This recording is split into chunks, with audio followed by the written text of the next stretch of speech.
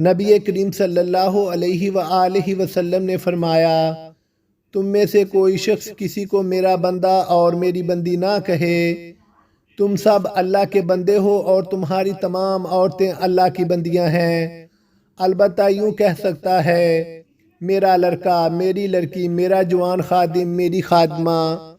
آج ہم معاشرے میں زندگی گزارتے ہوئے ایک دوسرے کو اس طرح بلاتے ہیں، ایک دوسرے کا تعارف اس طرح کرواتے ہیں کہ یہ فلاں MNA کے بندے ہیں، یہ فلاں عورت کا بندہ ہے، یہ عورت فلاں انسان کی بندی ہے، یہ ہمارے بندے ہیں، یہ ان کے بندے ہیں۔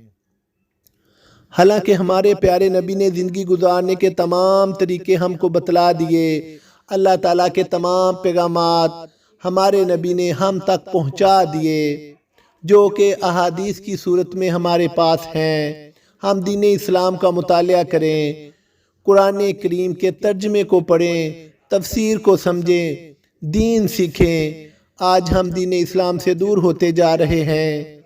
ہم زندگی بسر کرنے میں مصروف ہیں، پیسہ اکٹھا کرنے میں لگے ہوئے ہیں۔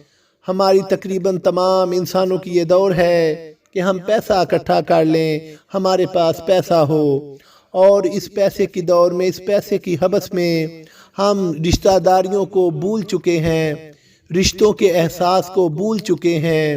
اس تو احترام ہمارے پاس تیزی سے کم ہوتا جا رہا ہے۔ یہ تلخ حقیقت ہے جس کو ماننے سے بہت سے انسان انکار کر دیتے ہیں۔ مختصر زندگی ہے، اس زندگی میں ہمیں ایسے کام کرنے ہوں گے کہ ہمارے اللہ پاک، ہمارے رب ہم پر راضی ہو جائیں۔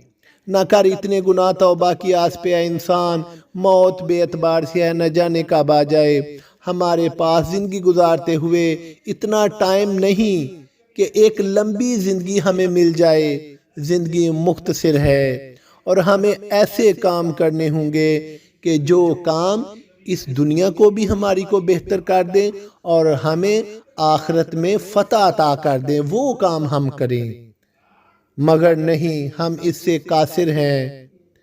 ہمیں خیال کرنا ہوگا، نماز، روزہ، حج، زکوٰۃ، رحم دلی، سچ بولنا، دوسرے انسانوں کی مدد کرنا، یہ تمام کاموں کو ہمیں اپنانا ہوگا، کیونکہ یہ تمام کام اپنانے کے بعد ہم اللہ کی جنت کے حقدار بن جائیں گے۔ اللہ مجھے اور آپ کو نیکی والی زندگی گزارنے کی توفیق عطا فرمائے، ہم دین اسلام کے مطابق زندگی بسر کریں۔ آمین ثم آمین یا رب العالمین۔